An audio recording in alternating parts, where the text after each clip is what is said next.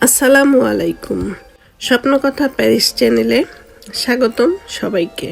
সামনেই রোজা, পেঁয়াজু ছাড়া যেন আমাদের ইফতারি কমপ্লিট হয় না, সেই কথা চিন্তা করে ভিন্ন স্বাদের পেঁয়াজু নিয়ে এলাম। আর এই পেঁয়াজুটা করতে আমি ডালগুলো ভিজিয়ে রেখেছিলাম, এরপরে ভালো করে ধুয়ে নিয়েছি। এখন ডালগুলো আমি ব্লেন্ড করে নিব। আপনি চাইলে পাটায়ও বেটে করতে পারেন, তো আমি সেই ঝামেলায় গেলাম না, যেভাবে সহজে করা যায় তো আমি সেভাবেই করব। তো দিয়ে দিলাম 4টা কাঁচামরিচ, সামান্য একটু পানি দিয়ে ব্লেন্ড করে নিব। আর এটা এমনভাবে করব যে একদম মিহিনও হবে না, আবার আস্তে আস্তেও থাকবে না, আধা ভাঙ্গা টাইপের। তো এই যে আমি এরকম করে নিলাম, বাকি ডালগুলো করে নিব। তো সবগুলো ডাল আমি পেস্ট করে নিলাম। এবার নিয়ে নিলাম সিমের বিচি। সিমের বিচির উপরের খোসাটা ফেলে দিয়েছি, আর দিয়ে দিলাম সিমের বিচি ডালের মধ্যে। এরপরে দিয়ে দিব 1 চা চামচ হলুদ গুঁড়ো, 1 চা চামচ ধনে গুঁড়ো, 1 চা চামচ জিরে গুঁড়ো, আর দিয়ে দিলাম 1 টেবিল চামচ চিলি ফ্লেক্স। দিয়ে দিলাম ফ্রেশ ধনে পাতা, আর এখানে বড় বড় 2টি পেঁয়াজ কুচি করে নিয়েছি, স্বাদ মতন লবণ। এরপরে এটা সব একসাথে মাখিয়ে নিব।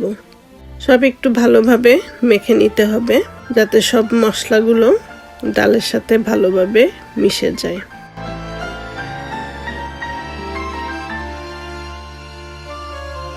তো আমি সব মাখিয়ে নিলাম, এবার ভেজে নেওয়ার পালা। আর এই ভাজার সিস্টেমটাও আমি 2 রকম করব।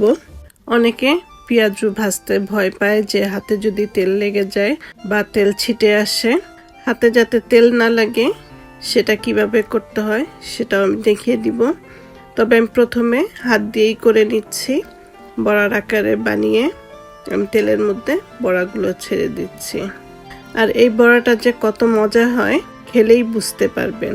রোজার প্রথম দিনে, প্রথম ইফতারিতে সবার মন জয় করে নেবেন এই বড়াটা বানিয়ে। আর আমরা সাধারণত গৃহিণীরা রান্না করে সবাই সেই রান্নার প্রশংসা শুনতে চাই। তাহলে করে ফেলুন এই সিমের বিচি দিয়ে বড়া, আর সবাই প্রশংসা না করে পারবেই না। শুধু রোজা নয়, অন্য সময়ে বিকেলের নাস্তায়ও এই পেঁয়াজুটা খেতে পারেন।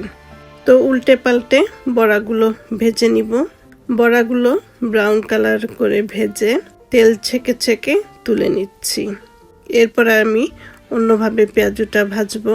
1 টেবিল চামচ নিয়ে নিলাম, আর টেবিল চামচের উপরে পেঁয়াজের মিশ্রণটা দিয়ে তেলের মধ্যে চামচটা দিয়ে দিব। একটু কাট করলেই পেঁয়াজুটা তেলের মধ্যে চলে যাবে। আর এভাবে করলে হাতে তেল লাগার একদমই সম্ভাবনা নেই। যারা ভয় পান তারা নিশ্চিন্তে এভাবে ভেজে নিতে পারেন।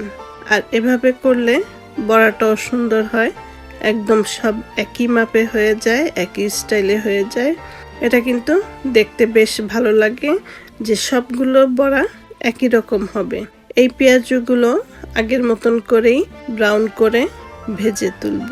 আর দেখতে পাচ্ছেন সিমের বিচি দেওয়াতে বড়াগুলো কত সুন্দর লাগছে, আর খেতেও ভীষণ মজা লাগবে। আশা করি রেসিপিটা ভালো লেগেছে।